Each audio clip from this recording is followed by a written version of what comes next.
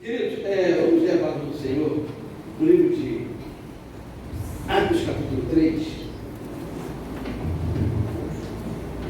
versículos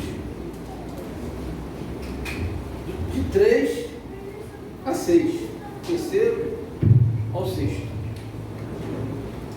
Atos, capítulo 3, de 3 a 6.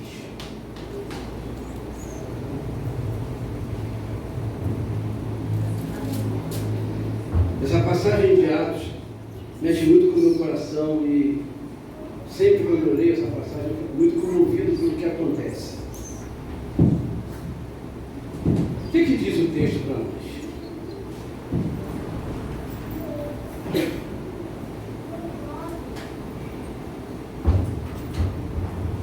Pedro, porém, lhe disse: não possuo nem prata nem ouro, mas o que tenho, isso lhe dou. Em nome de Jesus Cristo Nazareno, levanta-se e ande. Comecei do 6, né? Falei 3, né? Vamos pegar do 3, né? Vai consertando aqui o pastor Paulo. Vamos pegar do 3, irmão. Quando ele viu Pedro e João, que iam entrar no templo, pediu que lhe dessem uma esmola. Pedro, fitando-o juntamente com João, disse: olhe para nós. Ele os olhava atentamente, esperando receber alguma coisa. Pedro, porém, lhe disse: não possuo nem prata nem ouro, mas o que tenho, isso lhe dou. Em nome de Jesus Cristo, o Nazareno, levante-se e ande. Irmãos, eu posso ler mais uma vez? Pode ser? Quando ele, o coxo, viu Pedro e João, que iam entrar no templo, pediu-lhe que lhe desse uma esmola. Pedro, fitando, juntamente com João, disse: olhe para nós, olhe para nós. Ele os olhava atentamente, esperando receber alguma coisa. Pedro, porém, lhe disse: não possuo nem prata nem ouro, mas o que tenho, isso lhe dou. Em nome de Jesus Cristo, o Nazareno, levante-se e ande. Amém. Senhor amado, aqui está a tua palavra lida, ó Deus, que o Senhor possa estar agindo com poder e glória sobre ela em nossas vidas. Nós a entregamos aos teus cuidados, que o Senhor fale claramente a nós, através dos nossos lábios, e que possamos entender o projeto e os planos que o Senhor tem para cada uma das famílias que aqui estão presentes, em nome de Jesus. Amém. Assentai-vos, querido. Esse texto me chama a atenção, irmãos, porque ele, na verdade, é uma passagem que fala de duas famílias diferentes, duas famílias que tinham maneiras de viver diferentes, que tinham na sua vida secular uma caminhada diferente. A família desse coxo, naturalmente ele tinha uma família, é impossível ninguém ter uma família, né? Ele tinha uma família, e o texto lá no início vai dizer que alguém todos os dias colocava aquele homem ali para que ele podia esmolar-se, para que ele pudesse estar pedindo esmola às pessoas que passavam naquele lugar e que entravam, né, na sinagoga chamada Formosa. Todos os dias alguém colocava ele ali, e naturalmente todos os dias alguém tirava ele dali. Ele não andava, ele era coxo, ele era colocado e era retirado dali, para que ele pudesse, através das esmolas, sobreviver. Essa é uma família que vivia uma vida espedaçada, uma vida de pedinte, uma vida sem planejamento, sem um futuro, uma vida que esse homem não tinha perspectiva nenhuma, enquanto não tinha encontrado com Pedro e João. Se Pedro e João não tivessem passado naquele dia ali, ele estaria ali talvez até hoje. Era uma família que estava espedaçada. Aquele homem possivelmente fazia parte de uma família. A Bíblia não tem esse detalhe, não consta aqui, né, para nós podemos entender melhor. Mas ele veio de uma família que possivelmente não era uma família que tinha uma vida boa. Para ele ser um pedinte, para ele ser um mendigo, um coxo. Houve pessoas no passado lá, contemporâneas desse homem, que também tinham um problema de saúde, mas que tinham condições de tratar. Houve aquela condição daquela mulher com fluxo de sangue, que há 12 anos padecia com aquela doença, e a Bíblia diz que ela percorria vários médicos. Houve pessoas que tinham condição de se tratar, porém outros não. E esse homem aqui coxo, possivelmente era uma família que não tinha condição nenhuma. Uma família sem esperança praticamente. E aí, a segunda família que eu quero me referir é a família de Pedro e João, que não eram ricos, milionários, mas tinham uma vida regrada no Senhor. Tinha uma vida que não lhe faltava nada. Tinha uma vida que tudo que eles desejavam ou precisavam, eles tinham. Por quê? Porque eles andavam com o dono de todas as coisas. Eles eram servos do Senhor, do céu e da terra. Eram servos do homem que é o dono do ouro e da prata. Então, quem anda do lado de Jesus, irmãos, ainda que venha um problema, dificuldade, enfermidade, o desemprego ou a situação embaraçosa, Deus vai caminhar com você e Ele vai te ajudar a arrumar uma solução. Ao passo que quem não anda com Jesus vive dando cabeçada por aí, porque não conhece o caminho, porque não conhece a saída, não sabe ainda que Jesus Cristo é o caminho, a verdade e a vida. Então, na sociedade hoje, nós temos pelo menos essas duas qualidades de família. Hoje a gente anda pelas ruas, a gente vê muitas situações difíceis de pessoas pedindo coisas, mal vestidas, maltrapilhas, pessoas embriagadas, pessoas drogadas, por conta de, lá na sua origem, vir uma situação difícil. E deixou-se levar e não procurou se consertar. Eu trabalho em Copacabana, os irmãos sabem, cada esquina tem uma família já alojada, irmãos. Cada esquina tem uma família alojada, crianças, pessoas de todas as idades. E você passa pedindo coisas a você o tempo todo. A sociedade hoje vive assim. E se eu não me policiasse, se eu não andasse com Deus, eu seria um desses. Porque eu também venho de uma família assim. A minha origem é assim. Família muito pobre, que sofreu, que padeceu muito no passado. Nós vamos ter uma ideia, eu fui baleiro de trem. Eu fui vendia picolé na praia, catava xepa na feira. E eu vi desse negócio assim. A minha família teve tempo que a gente não tinha o que comer, comemos lavagem dos porcos. Não estou figurando, nem exagerando, o que o porco comia, nós comíamos também. Porque eu vim de uma família assim. Mas aí eu conheci aquele que é o dono de todas as coisas mesmo. Aquele que salva, que liberta e que faz você prosperar. E aí, essas duas situações que a gente encontra no texto, traz para nós momentos de reflexão. Eu preciso parar e refletir. Para que lado estou caminhando? Para onde estou conduzindo a minha família? Você que é o chefe da família, ou a mulher que mora sozinha, que também é chefe da família. Para onde estamos conduzindo os nossos filhos? Para onde estamos caminhando? Qual o zelo que eu tenho com a minha família? Qual o cuidado? Será que eu tenho orado de madrugada, buscado a presença de Deus na minha família, consagrado o meu filho, meu marido, a esposa, ou eu tenho amaldiçoado a cada um deles? É briga o tempo todo, são palavras que não cabem na boca de um crente. Como é que tem sido isso? Eu preciso reavaliar, preciso olhar para dentro de mim mesmo e fazer uma introspectiva e ver como estou conduzindo a minha família. Ou pelo caminho bom, ou pelo caminho ruim. Esse texto que nós lemos, ele retrata para nós a situação de há mais de 2 anos atrás. Que na verdade você pode também ter outra direção que está relacionada ao avivamento. Esse texto tem a ver também com o avivamento. E o que é um avivamento? É tornar-se a vida aquilo que não tinha. É tornar-se a vida aquilo que não tinha. É sair de um ponto de letargia e de conformismo e abrir o coração e convidar o Senhor a entrar e fazer, na verdade, uma metanoia em nós. Uma mudança de raciocínio, de mente e de tudo. Se não houver uma mudança, uma transformação, as coisas não irão acontecer. E aquele homem, durante muito tempo, padeceu naquele lugar. Porque não conhecia, não sabia que existe um Deus que poderia ajudá-lo. Quando aquele coxo de Jerusalém abordou os apóstolos, a Bíblia vai dizer para nós, em outras palavras, que Pedro e João olharam dentro dos olhos dele, como nós lemos, quando eles disseram, olhe para nós, aquele homem, fitando os olhos, que é o que diz o texto, fitando os olhos em Pedro e João. Naquele momento eu entendo que Pedro e João estivessem pensando, mas como é que pode, gente, um homem passar essa situação mendigando? Deus não fez o homem para mendigar. E eles começam a imaginar coisas. Depois disseram para aquele homem, né? Olha, quando aquele homem estende as mãos para pedir a esmola, qual foram as palavras de Pedro e João? Não tenho prata e nem tenho ouro.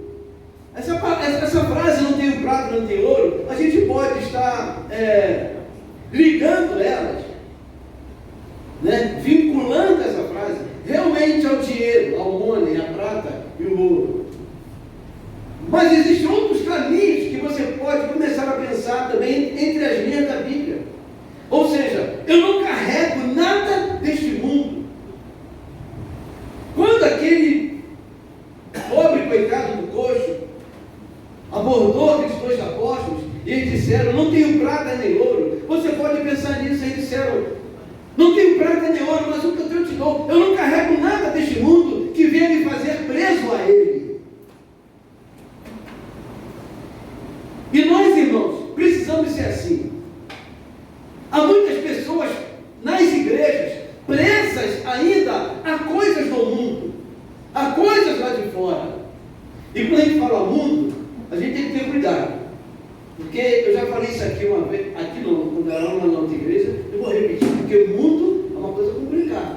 Então você pode se levantar e falar, pastor, eu não estou entendendo, porque eu estou no mundo, eu sou tratamento, eu estou falando mal do mundo. O senhor não é extraterrestre, nem eu. Nós não somos extraterrestres, nós somos do mundo. Estamos no mundo. Mas quando a Bíblia fala mundo, como diz lá em João 3,16, porque Deus amou o mundo de tal maneira, que deu seu Filho unigênito, para que todo aquele que nele crê não pereça, mas que tenha vida eterna. Quando a Bíblia fala de mundo, irmão, existe mundo e mundo. Ou seja, quando Deus criou todas as coisas, como diz lá na primeira página do primeiro capítulo de Gênesis, né? No princípio criou Deus o céu e a terra sem forma e vazia, e havia trevas sobre a face do abismo, mas o Espírito de Deus pairava sobre as águas, e aí vai, e lá no versículo 26, Deus faz o homem segundo a sua semelhança, e depois faz o corredor vencer, faz a mulher, aquela coisa toda. Deus fez um mundo para que o homem vivesse nele, um mundo sadio, um mundo saudável, um mundo de coisas boas, um mundo de paz, de alegria, um mundo de esperança, um mundo de amor. Mas aí veio o homem com todo o seu pecado e faz um outro mundo paralelo para ele, o mundo da violência, da desgraça, da dor, do roubo, da doença, da morte. Ou seja, existem dois mundos. Quem está entendendo, diga amém. Deus fez um mundo perfeito, e nesse mundo colocou você e eu, nos colocou nesse mundo para vivermos de uma forma perfeita, apesar de sermos imperfeitos. Mas o desejo e o projeto de Deus é que nós vivêssemos num mundo que não tivesse pecado. Mas aí o homem vai e faz um mundinho para ele, e esse mundinho é que estragou tudo. E quando a gente fala mundo, aí eu gosto de explicar isso. Estou falando desse mundinho que a gente faz, esse mundo de desigualdade, de injustiça social, de que tem muita gente com fome, tem outros jogando comida fora, e de desemprego, e miséria. É desse mundo que eu falo, que não é o mundo que Deus construiu aqui. São consequências do nosso pecado. São coisas que o homem cavou. E aí, eles viram e falaram, não tenho prata nem ouro. Ou seja, eu não estou preso a nada neste mundo. Eu não estou vinculado a nada neste mundo. Como diz a Bíblia, eu sou um forasteiro nesse lugar. Eu estou aqui, mas não sou daqui. A nossa terra é outra, amém, irmãos? O nosso lugar é outro, amém, irmãos? É lá na eternidade com o Senhor. Alguém que quer ir para o inferno? Não tem que não. Por isso estamos aqui. Viemos buscar a Deus, louvar e adorar aquele que é, que foi e que sempre será o nosso eterno, exclusivo, suficiente e único Salvador, já nos preparando para estarmos com Ele na eternidade. Aleluia. Se não fosse assim, nós estaríamos aqui. Viemos aqui porque nós reconhecemos que somos pecadores redimidos, reconhecemos que não somos santinhos de auréola, que a gente ainda comete muita coisa que entristece a Deus, mas Ele está pronto a nos perdoar, porque a palavra dele diz que quando pecar, existe um juiz que vai advogar a nosso favor. Entra no teu quarto, fecha a porta atrás de si, dobra o joelho e se confessa ao Senhor. Porque a Bíblia diz. Há esperança sim. Há esperança sim. Não tenho prata nenhuma, mas o que eu tenho é de Deus. E aí vem a segunda parte. Em nome de Jesus, o Nazareno levanta e anda. E aí eu quero abordar um ponto com vocês. Aquele homem era um deficiente. Pedro e João, através da palavra, determina, não pede, determina. Não pediu nenhum favor. Eles determinaram que aquele homem levantasse. Não teve aquele negócio assim, poxa, vamos tentar? Você está aí há quanto tempo sentado? Você está com muita dor na perna? Já não tem mais músculo na sua perna, está todo atrofiado. Será que você consegue levantar? É assim que a gente faz, né? Nós vamos visitar um doente e a gente vai orar. Meu irmão, já melhorou? Será que dá para você dar um glória?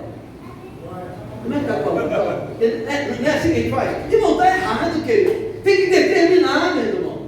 Se eles fizessem dessa forma, o cônsul ficaria lá sentado. Porque são palavras que geram dúvidas. E para o nosso Deus não tem dúvida. Ou você é ou não é, ou você está ou você não está. O que aconteceu quando a gente estava pregando, ministrando, se não me engano, na casa de Pedro, se não me falha a memória, se não vou, pastor, pode depois me chamar de atenção. E aí chegaram alguém e falou: ó, tua mãe e teus irmãos estão aí, eu quero falar contigo. O que Jesus falou? Minha mãe e meus irmãos são aqueles que ouvem a voz do meu Pai e fazem a vontade do meu Pai, que está no céu. Tem que determinar, querido. Não tem negociação com a enfermidade, com o pecado. Eles determinaram, em nome de Jesus o Nazareno. Não é em nome de Pedro, não é em nome de João, é em nome de Jesus. Levanta e anda. Aquele homem não titubeou, creu. Que fé! A Bíblia não diz que ele tentou, que ele falou que não daria, que estava doendo aqui, que estava doendo lá. E eu sei que dói, porque eu sou fisioterapeuta. O professor Walter sabe. Você sabe que eu repito muita coisa, porque eu faço muita coisa de repetição. E eu sei que dói, irmão. Eu sei que dói. Mas aquele homem não titubeou, pela fé, pela certeza de que quem estava diante dele ali não era a religião, era a presença do Senhor Jesus. Ele levantou. E a Bíblia vai dizer que ele começou a saltar, pular e glorificar a Deus. E agora eu quero aqui dizer o seguinte: vamos trazer isso para a nossa família, vamos trazer isso para dentro da nossa casa. Quantas vezes o Espírito Santo fala para nós: levanta e anda, rapaz, vamos trabalhar, vamos para a casa do Senhor, pega os filhos, a esposa, a mulher e vamos embora. Levanta, deixa o desânimo de lado, deixa o cansaço de lado, deixa a tristeza de lado. Vamos para a minha casa, para o santuário, para me adorar. E vai ver o que vai acontecer na tua vida. Muitos preferem estar em outro lugar do que estar na casa do Senhor. Infelizmente, isso é um fato. Muitos ainda não entenderam que Deus é prioridade. Vão em todos os lugares, quando sobra tempo, aí vem a casa do Senhor. Faz igual aquela mulher que eu acabei de falar, fluxo de sangue. Percorre a todos os médicos. Quando vê que não tem mais jeito, vai buscar Jesus. Buscar em primeiro lugar o reino dos céus. E todas as outras coisas vos serão acrescentadas. Quantas famílias hoje estão deficientes como aquele homem? Parado no mesmo lugar sem se mover. Estagnado, engessado. Não vê nada acontecer. Quando alguém passa por perto, vai para a igreja, ora por mim lá. Mas ele mesmo não se move. Não arregaça as mangas. Não entra no trabalho. Não ajuda, não contribui. Não trabalha no ministério. Não desenvolve o seu dom de dizimar, de contribuir, de se apresentar. Fica estagnado. E fica contente por estar assim. Mas quando as coisas começam a piorar, aí começa a buscar a presença de Deus. Não vamos esperar as coisas piorarem. Não vamos esperar as coisas piorarem. De manhã, de escola dominical, eu estava ministrando na minha classe, e o nosso tema foi sobre aquela passagem daquela mulher que foi pega em adultério. E aí, depois que levaram a mulher para Jesus julgar, o erro que eles cometeram, e Jesus ouve o que eles falam E depois Jesus fala: quem não tem pecado, que lance a primeira pedra. E depois Jesus, levantando a cabeça, ele vê que não tinha mais ninguém ali. E viu que a mulher estava só, a mulher e ele. Jesus vira para a mulher e fala: mulher, cadê aqueles que te acusaram? Então vai, nem eu te condeno. Mas olha aqui, vai, não peques mais. Vai e não peques mais. Por que Jesus falou não peques mais? Porque ele sabe que a mulher é pecado, ele sabe que nós estamos sujeitos a pecar. Ele falou aquilo porque poderia acontecer dela repetir aquela cena e não ter Jesus por perto e ela ia ser apedrejada. Meu irmão, não perca a oportunidade. Aproveita enquanto Jesus está por perto. Aproveita enquanto Ele está aqui para te abençoar. Não perca a oportunidade. Ele quer abençoar você e quer abençoar a sua família. Quando Pedro fala para aquele homem: levanta e anda, houve ali uma manifestação da glória de Deus. Porque Deus usou os lábios de Pedro para que Pedro, com toda a autoridade, desse aquela ordem para aquele homem ficar de pé. Deus é sempre a favor do bem. Deus é sempre a favor de uma vida próspera, uma vida com Ele. Deus é sempre a favor da família empregada, trabalhando com saúde, com alegria, mas a família que serve a Ele.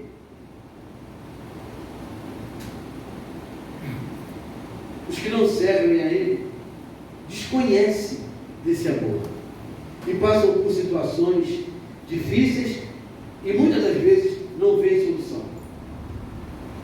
Eu já ouvi muitas vezes pessoas dizerem, pessoas que não são evangélicas: poxa, ainda bem que perto da minha casa mora um crente. Ainda bem que meu vizinho é um crente, minha vizinha é um crente. Ou seja, ele não quer assumir, não quer aceitar Jesus. Mas fica feliz porque o vizinho é, e o vizinho está sempre intercedendo por ele. Mas até quando o vizinho vai interceder por ele? E quando Jesus voltar, ou quando ele for, o vizinho vai poder conduzi-lo ao céu? Nós temos que tomar decisões. Nos tempos de Jesus, iam famílias a encontrar-se com o Senhor. Famílias. No Antigo e Novo Testamento, a gente encontra essa questão de que famílias aceitavam Jesus. Houve aquele episódio de Paulo, que vocês sabem, do carcereiro. A família do carcereiro aceitou a Jesus. E outras famílias mais. Pedro não foi sozinho com Jesus. Foi seu irmão André, sua sogra, sua esposa, a família. Eram famílias que aceitavam a Jesus. Hoje, para a gente levar a nossa família à igreja, é um sacrifício. Então, eu posso levar a minha família através das minhas orações. Todos nós aqui queremos que nossa família vá para o céu. Amém, igreja? Amém. Todos nós queremos ver a salvação da nossa família. E não digo de casa, não. A família toda. Todos nós temos esta ansiedade de ver a nossa família aos pés do altar. Eu anseio muito por isso, sei que você anseia muito por isso. Quando eu aceitei Jesus aos 12 anos de idade, até os 20 anos era eu só. Hoje já posso dizer que grande parte da minha família estão aos pés de Cristo. Porque nós temos orado para isso, querido. E sei que com você não é diferente. Ainda que você tenha aceitado Jesus sozinho ou sozinha, mas se você orar, dobrar os joelhos, se consagrar, jejuar, colocar para Deus, Ele vai alcançar toda a sua família. É um objetivo nosso. É o desejo que é no coração do Senhor Jesus. Eu quero chegar no céu e chegar lá e plantar minha família toda em nome de Jesus. E sei que você também. Os projetos de Deus nunca falham. Quando Pedro fala para aquele homem: levanta e anda, houve a manifestação da glória de Deus na vida daquele homem. E ele foi transformado, passou a ser uma outra pessoa. Pedro e João, na hora nona, como diz o texto, estavam caminhando em direção ao templo. Estavam caminhando em direção ao templo para orar. Para orar. E Deus sempre coloca sobre nós desafios, nos momentos em que nós buscamos a face dele.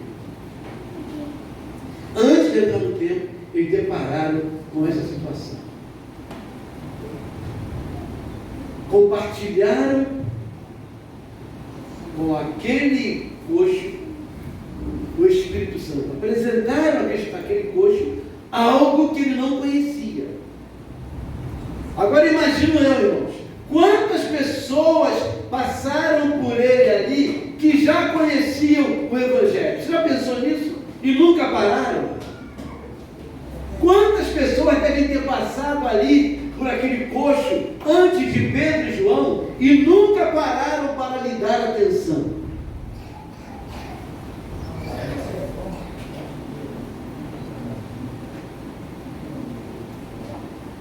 Será que você é assim?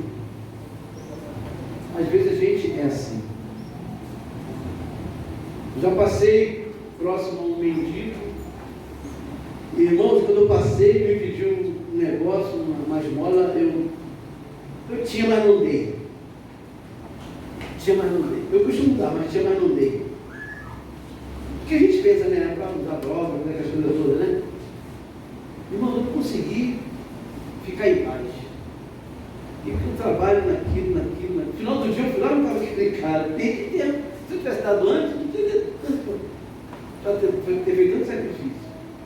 Depois que eu fui lá e abençoei, e ele também não foi ler, e tive com ele orando, aí minha mente ficou em paz. O que ele vai fazer com o que eu dei? É problema dele. Eu dei nas melhores e maiores das boas intenções. Porque depois a gente começa a ficar sendo acusado pelo próprio acusador. Pedro e João abençoaram aquele homem, não com dinheiro, não com esmola por ele queria, mas com essa palavra de autoridade. Quando Pedro e João falam levante e anda, irmão, não estava se referindo somente à cura física. Esse é o segundo ponto. O primeiro passo foi a cura física, mas o segundo passo foi a cura espiritual. Aquele homem estava sendo dominado por uma doença maligna. Aquele homem estava sobre o poder daquela enfermidade, o qual o limitava a viver a própria vida.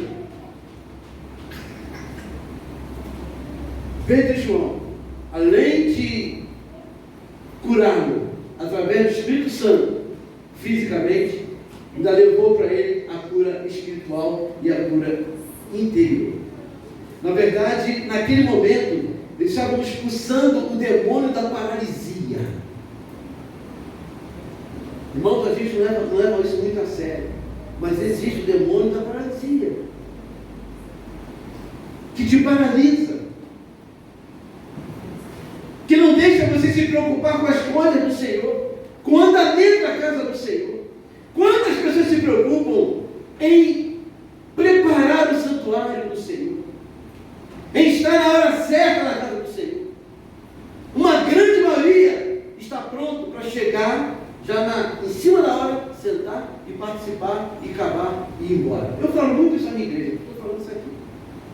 Nós temos que nos preocupar, irmãos, também com as outras coisas. Vai ter cafezinho? Quem vai fazer o cafezinho hoje? Quem vai lavar o banheiro hoje?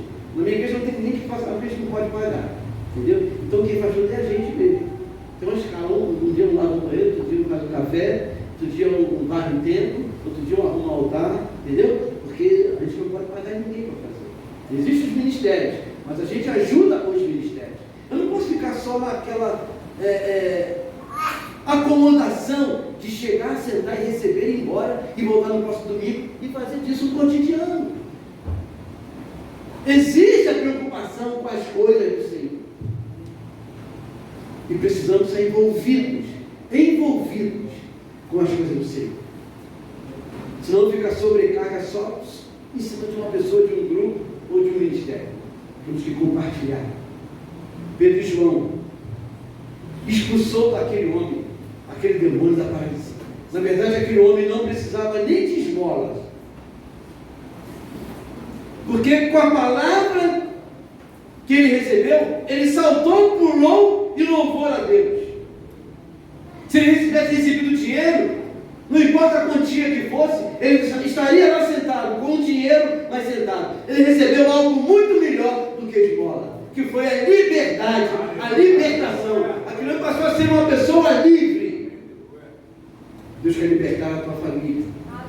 Deus quer libertar a tua casa da letargia, da acomodação, deixa, como diz a música daquele papai, né? Zeca Pagodinho, deixa a vida me levar. Está amarrado em nome de Jesus, querido. É Jesus é quem nos conduz. É Jesus é quem nos conduz. E aquele homem passou a viver de forma diferente. O texto vai dizer para nós que Pedro, estendendo a mão, ajudou a criança a se levantar para começar uma vida nova, mas não uma vida de pedinte, não uma vida medíocre, mas uma vida que fazia diferença. Aonde aquele homem ia, as pessoas notavam. Esse não era aquele coxo que ficava ali pedindo esmola, que agora tem uma vida saudável, diferente, e anda com Jesus, porque quem anda com Jesus tem mudança de vida. E eu disse de manhã também na nossa igreja que estar com Jesus é uma coisa, seguir a Jesus é uma outra coisa. Nos tempos de Jesus, muitos os seguiam. Eu posso garantir para os irmãos que uma grande maioria das pessoas que seguiam a Jesus não teve garantia de vida eterna. Seguir Jesus não é garantia de vida eterna. Teve uma ocasião que Jesus estava na praia, e aí o povo estava com fome. Você lembra essa passagem? Porque já havia 3 dias que Jesus estava andando e ministrando, e cada cidade que ele passava aglomerava pessoas. 3 dias. E aí Filipe vira para Jesus e fala: Jesus, não dá mais, o povo está com fome, o povo quer comer, tem 3 dias, Jesus, que estamos caminhando com o Senhor. E aí tinha um rapaz lá com 5 pães e 2 peixinhos, né? Que se apresentou. Jesus pega aqueles pães e multiplica. E a Bíblia fala que só homem tinha mais de 5.000. Imagine mulheres e crianças. Devia haver 15.000 pessoas. Seguidores de Jesus. Tinha muitas pessoas que seguiam a Jesus. Seguir Jesus é uma coisa. Estar com Jesus é outra coisa. Muitos seguem a Jesus, mas não estão com Jesus. Muitos vêm à igreja, mas a igreja não está dentro dele. Precisamos nos aproximar. Nos aproximar da cruz como família aqui. Ter esse momento de oração, do culto doméstico, oração de consagração, do jejum familiar. Tudo isso faz parte do projeto que Deus tem traçado para nós. No Salmo 102, versículo 12, diz assim: levanta-te, Senhor, ó Deus, ergue a tua mão, não te esqueça do pobre e necessitado. Esse pobre e necessitado somos nós. Temos que clamar ao Senhor para estender as mãos para nós, para nos resgatar. Tem uma outra conotação também dessa passagem, que este coxo, ele representa o mundo que eu falei aquela hora. O coxo representa o mundo. Pedro e João representam o cristianismo. O mundo está pedindo socorro ao povo cristão. O mundo está clamando para que as igrejas, para que as lideranças, para que os homens e as mulheres o socorrem das aflições, o socorrem de uma vida atribulada, de sofrimento e de dor. O mundo está pedindo socorro a nós, irmãos. O mundo pede socorro àquele e àquela que faz parte do reino dos céus. Esse coxo representa também o mundo, estendendo as mãos e dizendo: olha, me socorre, me levanta daqui, me livra desta opressão maligna. E muitas das vezes a igreja vira as costas das pessoas. É uma outra conotação que esse texto traz para nós. O mundo está sem perspectiva, o mundo está arruinado, sem esperança, aguardando de nós, dos crentes, uma reação, uma manifestação que venha mudar a nossa história. E hoje nós somos um povo que também, muitas vezes, nos acomodamos em vermos a situação que está. Deus nos chamou para uma luta, para uma guerra, para uma batalha. E nós não podemos retroceder, nós não podemos recuar. Temos que seguir a linha dos heróis da fé, dos profetas, dos apóstolos, dos discípulos, em conduzir com segurança e com sabedoria a nossa família ao altar do Senhor. Se queremos um mundo melhor, uma vida melhor, uma sociedade melhor, eu não posso esperar dos governantes. Tem que começar na minha casa. Eu preciso discipular a minha família. Você precisa discipular a sua família.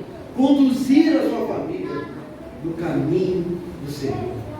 Quando aquele homem levantou e saltou e glorificou a Deus, houve uma grande festa, porque ali estava sendo manifesta a glória do Senhor e a libertação foi real naquela vida.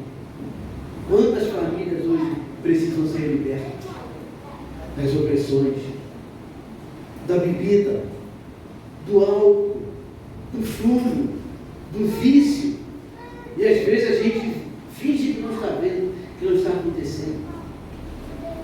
Quantas famílias são destruídas porque começou um negocinho pequenininho e não houve correção e hoje não dá mais. Deus é a favor da família. Se você tem sua família na presença de Deus, glorifique ao Senhor, querido. Porque tem muitas famílias que sofrem porque não conhecem Jesus. Que Ele possa abençoar a tua casa, a tua família, a tua parentela.